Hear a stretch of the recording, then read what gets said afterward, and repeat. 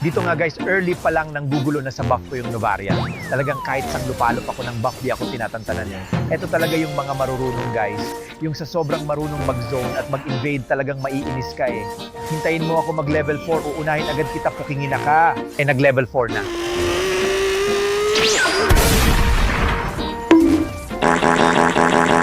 Kanina ka pa eh ha. Kanina mo pa ako inurat eh. Ito bigyan natin to guys. Delikado to pag tumaba sa early. Ito nagto-turtle mag-isa oh. Pag may turtle kayo guys, dapat sinasamahan nyo yung core nyo. Ano ba naman yan? Thank you sa libreng turtle ha. At dito nga tatry natin sumalisi at kunin itong blue buff ni Gusion.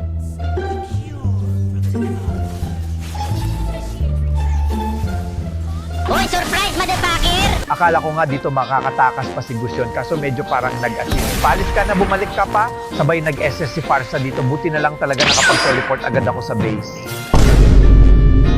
Nakita ko na nga na naman dito si Gusion na binabaybay ang kailaliman ng tower natin. Si Gusion kasi dapat yun, Layla, ba't ka kasi nandyan? Eto may kalapati dito dahil tinulungan mo ako makauwi ng base kanina, ikaw naman papauwing ko ng maaga.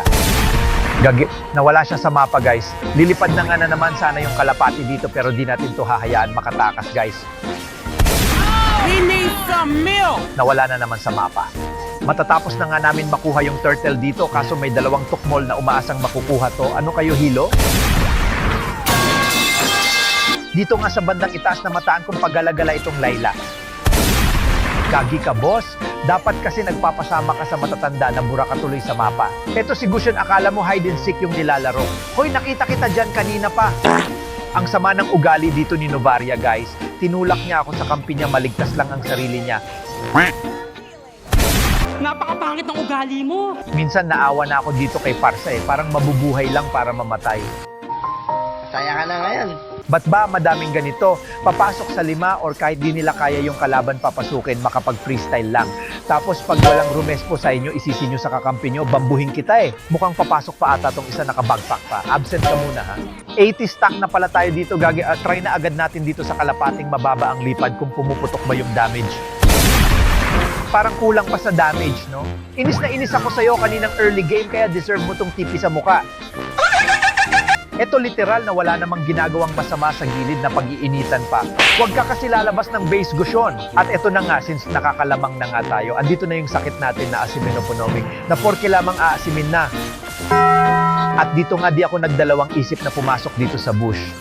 Kasi wala eh, maasim tayo eh. Napagtulungan tuloy nung kalapati at schoolgirl sabay biglang sabi, Sino ka ba? Sino ka bang nambabasher? wow, Silvana ha, nahiya naman ako sa'yo. Para ka nga lang palamuti sa team nyo. Kung di ako maasim doon, hindi mo ako mapapatay eh. Pero bakit kasalanan ko? Parang kasalanan ko. Dito nga sa scene na to, ubos na yung mga kalaban namin. Ito naman si San, nasa tower na ng kalaban, hindi pa bumarurot. Kahit man lang sana gumalaw-galaw habang humihit sinalo lahat ng plema ni Farsa. Your best! Isang one hit na lang! Akala naman nitong si Novaria mananalo sila porke hindi na end ng Sun namin yung nag-iisang base nyo. Para sa kaalaman mo